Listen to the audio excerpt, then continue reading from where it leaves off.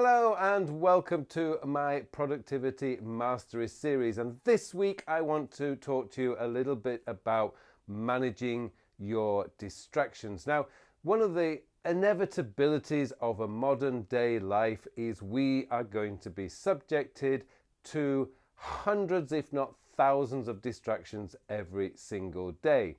I don't think anyone can avoid it. It's just a fact of life. So what we have to do is to start getting a little bit strategic about managing those distractions and how to make sure that whilst those distractions are coming in, we are still getting on with the most important work that we've assigned ourselves for that day.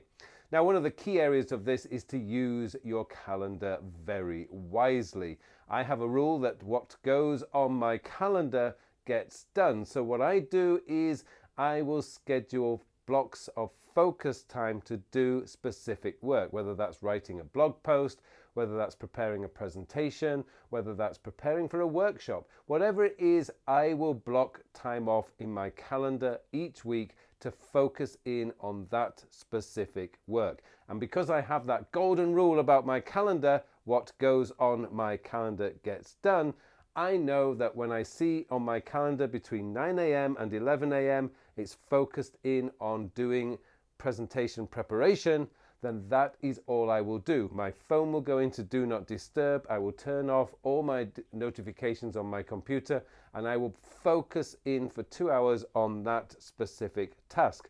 It's the only way I can actually get my work done on time and to a level of quality that I am happy with. But there are some other things that you can do. One of the things that I've been reading about recently is some journalists have been complaining about getting thousands of emails a day. Well, how on earth have they got themselves into a position where they're receiving 1,000 emails or more a day? I mean, these journalists are not Tim Cook or Satya Nadella or Elon Musk. These guys are just journalists. They're probably, I'm sure they're very, very famous. But if they're putting their email address on all their blog posts, if they're making themselves easily contactable, then I'm sure they're going to get thousands of emails if that's what they want. Now, one of the things that I learned several years ago is protect your email address. Stop giving it out to everybody. Now, I do that, unfortunately. I know you can find my email address very easily, but I'm not getting 1,000 emails a day. But if I was, I would start getting a little bit more protective about my email address. But that's one of the first things you can do. Protect your email address. Stop giving it out to everybody. That will have a significant impact on the number of emails you are getting. Another thing that you can do is remove those newsletters. Now, one of the things that I did several years ago was I used my old Gmail account. I had this account probably for 12 years, a very long time. And what I now use that for is only for newsletters. And that email address is not in my email app. It is only accessible through the web. I have to log into my Gmail account online and I only use it as a webmail account. So if I do have time, and usually I do give myself once a week, I will go through the newsletters that I've collected through that week, seeing which ones I want to read, which ones I don't, and deleting them all out, starting again from fresh the following week. And that's one of the things that you can do. Another one that you can do is get yourself a news reading app. One of the biggest ways of being dragged down into distraction is that rabbit hole called the internet. Now, if you go to a newspaper, your favorite newspaper website every single day, then you're going to get dragged off into all sorts of different articles because that's what they want you to do.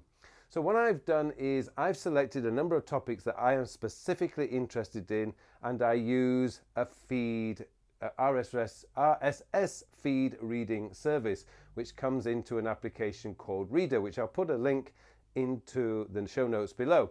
What you can then do is every morning I just go through that, and there's about 120, 150 articles that come in, but I'm just swiping through. Anything that I'm interested in, I send to Instapaper, which I've been using for years and years and years, and I collect those articles for reading later when I have time. Essentially what I'm doing is I'm filtering my news and I'm avoiding that risk of being dragged off into all sorts of other articles that may or may not be interesting. So that's one of the key areas, is to use a news feed reader service like Reader, or there's many of them out there, which will collect articles that you are interested in, and then you can make a decision as to how or when you want to read them later. Now, there's just a few things that you can do.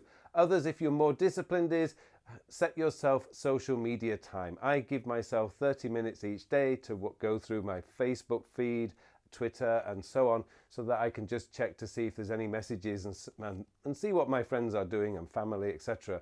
But I only allow myself 30 minutes, sometimes 45 minutes if I have more time, to go through that once a day. I'm not checking social media all day. So, you get all the other advice like turn off your notifications, and I've always found that very difficult because sometimes people are contacting me and I do need to reply reasonably quickly.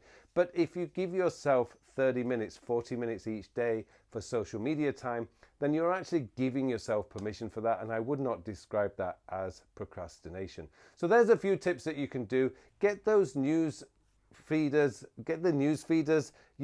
I think I use Feed Wrangler, which is fantastic. I've been using that for years. Reader is another app that I use all the time, and I also use Instapaper for the articles that I want to read later.